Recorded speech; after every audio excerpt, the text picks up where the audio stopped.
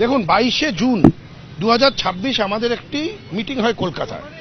সেখানে ডেমোক্রেটিক ওয়েতে গণতান্ত্রিক পদ্ধতিতে এনসিডব্লিউ তৈরি করা হয় এবং ন্যাশনাল ওয়ার্কিং কমিটি অরূপ রায়কে চেয়ারম্যান হিসেবে ওখানে তারা মনোনীত করেন এবং তাকে নির্বাচিত করেন।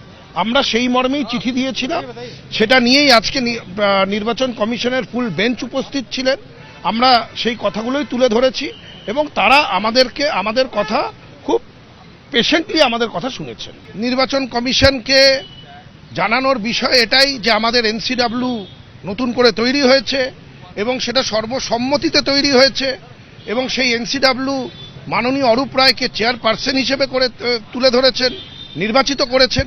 আমরা প্রিন্সিপাল অপোজিশন এই স্বীকৃতি আমরা বিধানসভায় পেয়ে গেছি।